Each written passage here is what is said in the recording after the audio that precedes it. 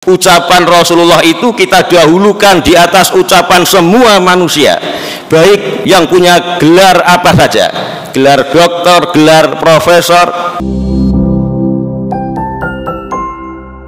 Apakah cukup asyhadu alla ilaha illallah?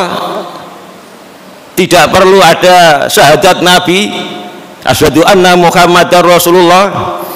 Maka terus para ulama tidak cukup. Kita tidak akan bisa mengamalkan la ilaha illallah kecuali kita harus meyakini bila Muhammad adalah Rasulullah sallallahu alaihi wasallam.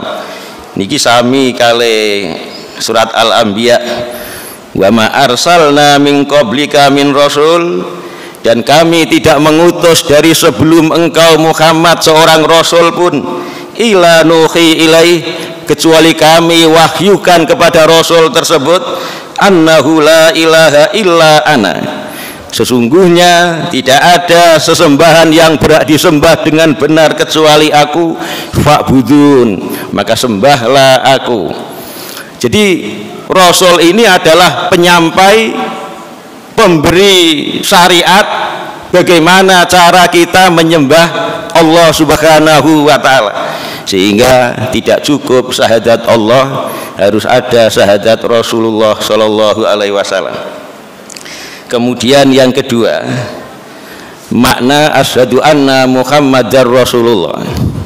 Terus Muhammad bin Abdul Wahab, ketika kita meyakini bila Muhammad adalah utusan Allah, maka ada 4 hal yang perlu kita ketahui.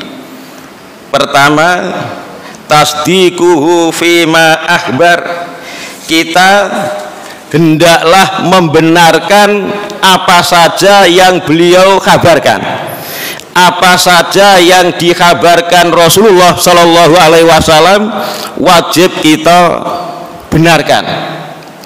Qaulun Nabi Sallallahu Alaihi Wasallam muqaddamun ala qauli sairin nas, ucapan Rasulullah itu kita dahulukan di atas ucapan semua manusia, baik yang punya gelar apa saja, gelar doktor, gelar profesor. Ucapan Rasulullah Shallallahu Alaihi Wasallam kita dahulukan daripada ucapan tiang, baik manusia yang punya gelar dunia profesor, doktor, atau manusia yang punya gelar ilmu agama, misalkan ustadz, kiai, syekh, wali, sunan, siapapun orangnya, apabila ada ucapannya yang bertentangan dengan Rasulullah Shallallahu Alaihi Wasallam, wajib kula lan panjenengan sedaya niki damel mengambil apa yang diucapkan Rasulullah. Wa ma yantiqu anil hawa, Rasulullah itu tidak berbicara berdasarkan hawa nafsu. In huwa illa wahyu yuha, sabda Rasulullah tidak lain adalah wahyu yang diwahyukan kepada beliau. Jamaah engkang mulya, misalkan hadis tentang lalat, terus Rasulullah apabila jatuh di bejana salah satu di antara kalian, lalat jatuh di gelas salah satu di antara kalian, maka benamkanlah lalat tersebut, kemudian buanglah, karena salah satu di antara kedua sayapnya itu ada penyakit dan ada obatnya.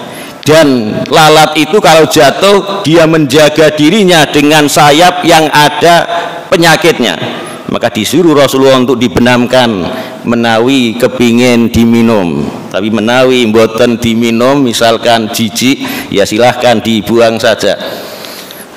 Niki walaupun zaman dulu terus Muhammad Nasiruddin Al-Albani, ada dokter-dokter, jadi yang punya gelar dokter, meneliti mboten menemukan, tidak menemukan obat di salah satu sayap lalat menika. Kita wajib mengimani bila lalat menika ada penyakit dan ada obatnya, walaupun ditentang oleh dokter. Niku zaman riyen Kemudian wonten malih hadis tentang Isra Mi'raj. Ketika Isra Mi'raj di waktu pagi, tiang-tiang ingkang asale mukmin ada yang murtad karena merasa janggal, merasa tidak percaya bilih wonten tiang yaitu Rasulullah sallallahu alaihi wasallam Muhammad menika diisrokan oleh Allah dari Masjidil Haram Mekah ke Masjidil Aqsa Palestina niki hanya dalam waktu sebagian malam. Kemudian datanglah mereka kepada Abu Bakar menjelaskan masalah tersebut. Maka kata Abu Bakar, awaqala dzalika, apakah benar Rasulullah mengatakan bila di Isra Mi'rajkan dalam waktu sebagian malam? Qalu na'am, mereka menjawab iya.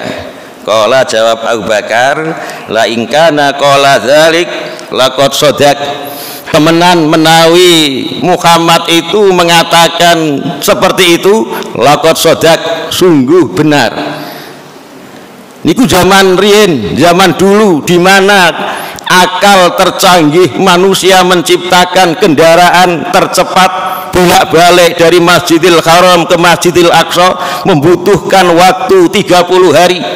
Sementara ada seseorang yang mengucapkan hanya sebagian malam. Abu Bakar mendahulukan imannya daripada akalnya. Dia percaya, tapi tiang-tiang kafir akan mendahulukan akalnya daripada imannya. Tasdiquhu fima akhbar, yaitu membenarkan apa saja yang dikabarkan Rasulullah sallallahu alaihi wasallam.